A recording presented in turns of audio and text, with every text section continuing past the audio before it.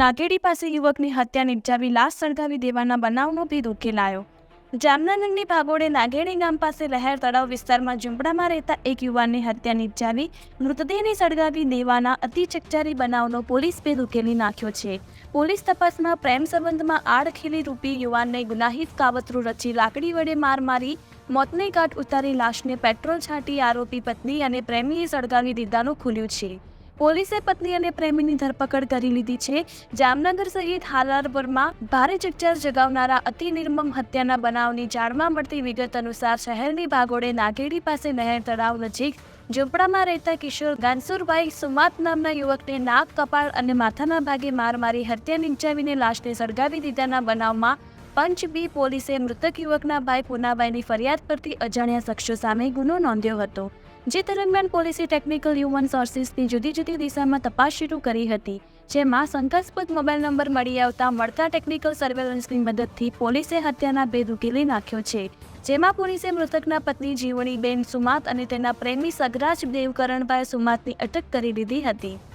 Police તપાસમાં જાહેર થયા અનુસાર મૃતકના પત્નીને આરોપી સગરાજ સાથે પ્રેમ સંબંધ હોય અને બંને મોબાઈલમાં વાતો કરતા હોય, જે બાબતે મૃતકની જાણ થતાં બંને વચ્ચે પ્રેમ સંબંધમાં આડખીલી રૂપ હોય, જેથી બંને આરોપીઓએ તેને મારી નાખવાનું કાવતરું રચી મૃતકની કપાળ તથા માથામાં લાકડીના ઘા ઝીંકી મોતને ઘાટ ઉતારી લાશને પેટ્રોલ છાંટી સળગાવી ઉક્ત ગુનાને અંજામ આપ્યો હોવાનું પોલીસ તપાસમાં ખુલ્યું હતું। બ્યુરો રિપોર્ટ, જામજોધપુર સમાચાર। જામનગર જિલ્લાના પંચ બી પોલીસ સ્ટેશન વિસ્તારમાં આવેલ નાગેડી ગામ, ત્યાં આવેલ લહેર તળાવના કાંઠે ઝૂંપડામાં રહેતા એક ચારણ સમાજના 36 વર્ષની ઉંમરના યુવાનનું મોત બાબતની ફરિયાદ પંચ બી પોલીસ સ્ટેશનમાં આવતા વિગત જોતાં એવી છે કે રાત્રિના સમયે કોઈ પણ અજાણ્યા ઇસમો દ્વારા મરણ જનારને માથાના ભાગે ગંભીર ઇજાઓ કરી મોત નિપજાવી અને પેટ્રોલ છાંટી અને સળગાવી દીધેલાની હકીકત ધ્યાને આવેલ, જે અનુસંધાને બનાવની ગંભીરતાને ધ્યાનમાં લઈ રેન્જ આઈજીપી શ્રી અશોકકુમાર યાદવ સાહેબની સૂચના મુજબ એસપી શ્રી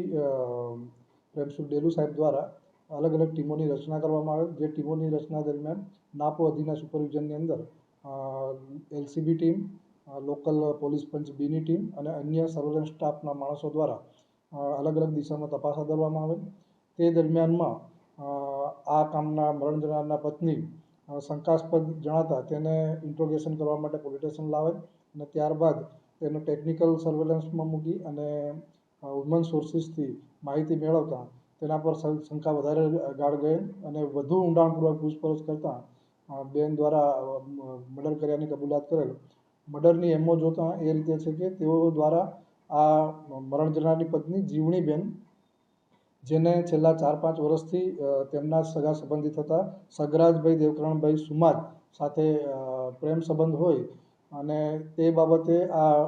જીવણીબેન તેમની સાથે ટેલિફોન ઉપર અવારનવાર વાત કરતા છેલ્લા 3 દિવસ પહેલાં વાત કરતા તેના પતિ દ્વારા પકડી પાડવામાં આવેલ અને પતિને જાણ થતાં આ મામલો વધારે સમાજમાં પેચીદો ના બને અને ચારણ સમાજ રૂઢિગત હોય તેને ધ્યાનમાં રાખીને આ લોકોએ આનો કાસળ કાઢી નાખવાની યોજના કરેલ, જે યોજનાના ભાગરૂપે